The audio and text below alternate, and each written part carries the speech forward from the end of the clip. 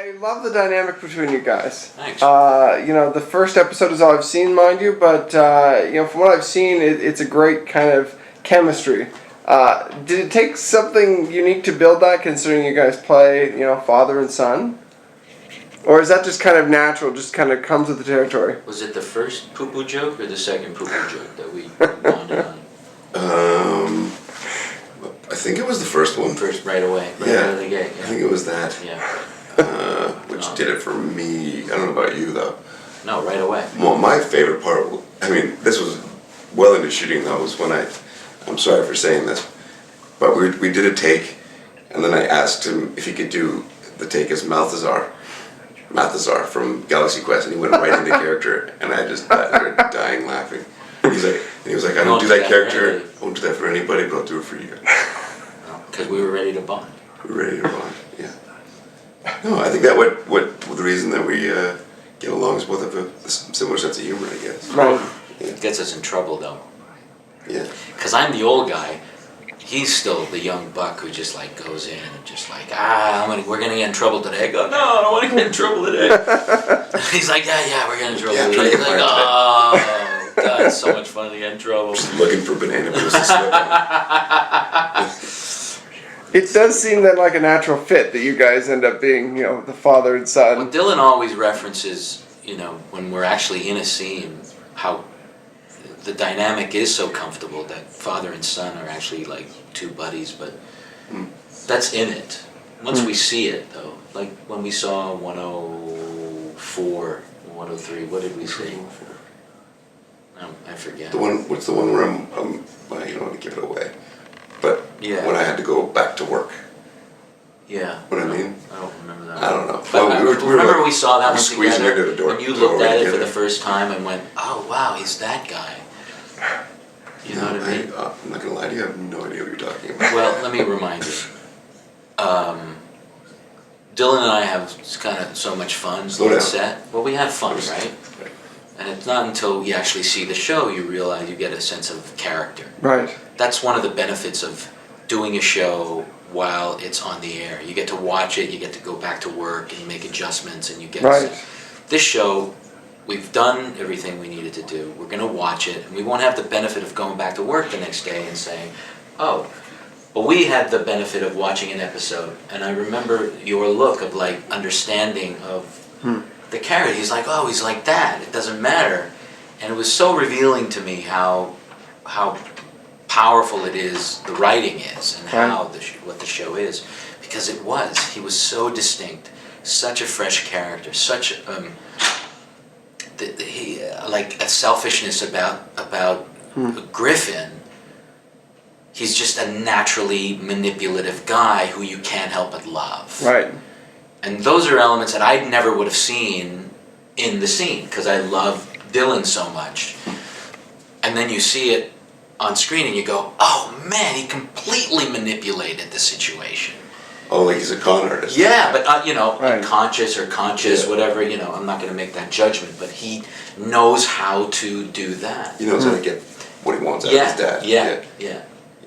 And it's those three-dimensional qualities that you miss on the day, but you get when you watch it. It's like, whoa, that's so cool.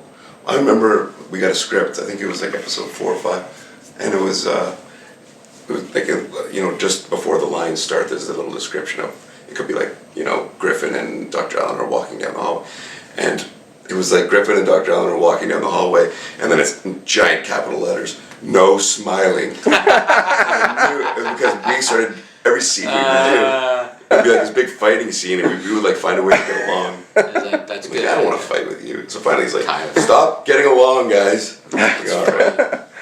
Well, that is the question too. How do you bring in this obviously damaged part of the relationship? I mean, does it take work off set, or does it really just come down to playing it in the scene?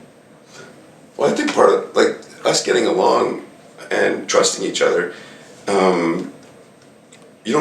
doesn't mean you have to necessarily work to make it look like you don't get along. Right. It's all part of just what acting is. It's like I know that whatever I give Enrico, he's gonna react to it and give me something right back. So it's like it's just it actually makes it less work because I know I can trust them completely. Right. And the writing is so solid. You really have to trust what's being said and allowing that to define relationship and character. We just bring our heart and soul to it and let Greg and the other writers dictate other stuff. Well, and it's a great. I mean, I will agree with you. From what I've seen, it's a great script. I mean, it just flows naturally with at the same time having that kind of dynamic that the family has so many issues. Was it fun almost to play? I mean, some of the issues almost seem like they're almost fun to deal with throughout the show. Do you get that acting it? I can't help but see the whole show as a comedy. Right, it is to some level, yeah. And so many times, Greg Spottiswoode, who created it, has come up to me and says, "Just starting to mug a little bit." Right. How do you not? Just like, because the situations are hysterical. Especially when he was directing, I don't know. We would look for the funny, not to like imply it or just like, you know. I mean, I make the joke about slipping on banana peels or something like that, but that's not it. It's like, it's the comedy comes just from how real it is at times. Yeah. You know? How beside yourself, because you do that better than anybody. Just that. What are we talking? What are you saying? It's like, wait, that's not what I. Oh, just like when we're not on the same page. Yeah, it's like in the moment how you do that of just like get me out of this fantasy, get me out of this nightmare. Well, there's even a moment, that scene in the first episode where the girls are fighting and you're in between them. I mean, even that moment, it strikes you as just hilarious at the same time as brutal that, you know, you're dealing with this guy who's had a stab wound and he might die and, One of my favorite funny moments in that first episode is we're trying to find out if the doctor's out to save the guy who you stabbed, right? Yes. And both of my daughters are behind me trying to get an answer from me, and there they are. They just resort to being 6 and 7 years old again. Yeah. Just said, "Why do you always get the job? I don't get the job." And that bickering while this important thing is Meanwhile, pending. you're the chief of staff. I'm the chief of staff who's got to deal with my two daughters who are bickering, and it's just like, oh God. That's how it is in life. That's what makes Like whenever I go, I'm a middle child myself. I mean, same as the character. Whenever I go back home or go hang out with my brothers or my family, I immediately regress back to the 12-year-old little angry like middle child. Like, shut up, guys. So it's like I'm a professional actor. Then I get home and I'm like, shut up. Well, it's true. I don't know. It's weird. That's what we get. That's what we capture. Yeah. So we're basically like, what is it? A bunch of professional people working at a hospital. And everybody around us gets to see this like family shut dynamic. up, why are you always like that? Yeah. But it does seem like, obviously, the comedy sells the drama so well. I mean, this is a fairly heavy show, but the comedy kind of sells everything else to it. Yeah. It's amazing. Did you, do you kind of, I guess, how do you submerge yourself in that with a cast of, you know, playing a family? Again, I guess it comes down to acting again. Is kind of just the cornerstone. And people approach it with such integrity. Right. There's nobody that is playing half-ass. And again, I go back to the writing and what Greg and the writers have created. They've really written a play. Every episode has the density and the turns and the depth of a play that most actors get 3 or 4 weeks to rehearse. We have to find in the moment. So the level of difficulty. This is probably the hardest TV show I've ever worked on, just because of so many things happening within a scene, 2 and 3 turns at a time, and sometimes we hit it, and other times we look good trying, but for the most part, the writing creates this world. We get to just have fun in it. Nice. My last question is really, what's it like working with the ladies on this? Because it's a cool dynamic that you guys are kind of the cornerstone guys, and they're your the family coming in. What's it like working with them to create this family? What's it like working with girls? Pretty cool. It's pretty sweet. Yeah, we like working with girls. Work with those chance.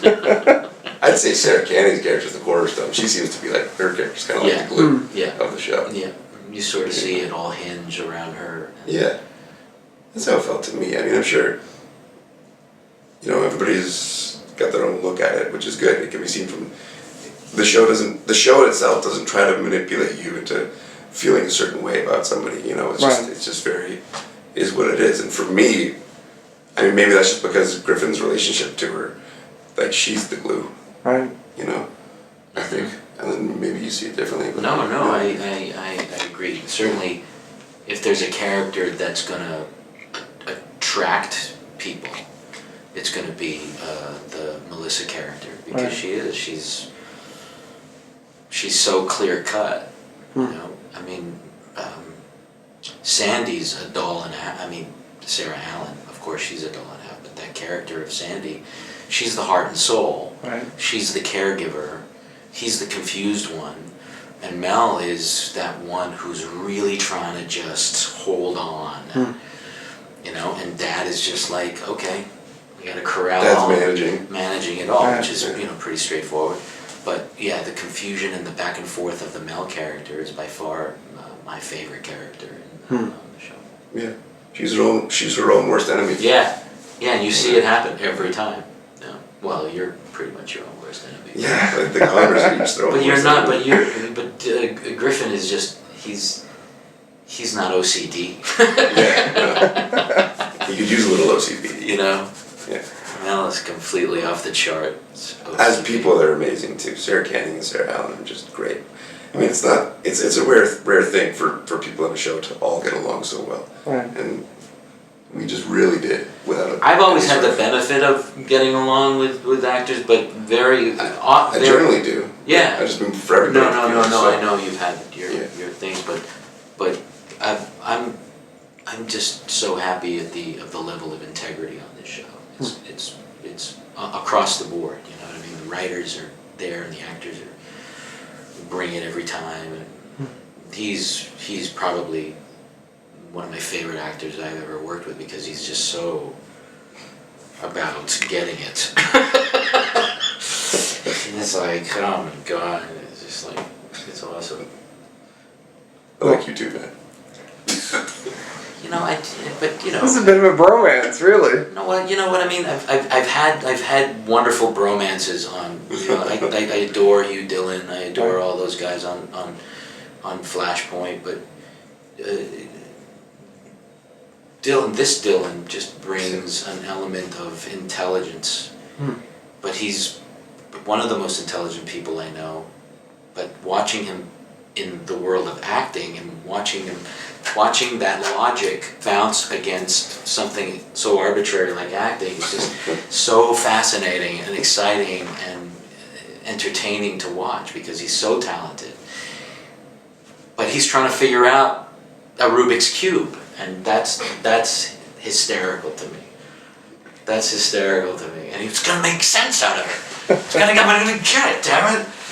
And I could just be around that energy because it's youthful and it's contagious, and I'm just happy to be around it. Thanks, man. Yeah, I know you're probably thinking, is that a compliment? No. What Anytime anybody talks about me for that long, either be good or bad. That's awesome. Thanks, man. I mean, and he's always obviously. I mean, I can get a little negative on set, and Rico. It's great with Rico because he won't even entertain a negative thought. Well, I listen to it. He'll listen to it. You know. He'll let me bounce it off of him, and he'll absorb it, and then we'll move on. Well, thank you guys so much. Yeah, I can't wait to see more of the show.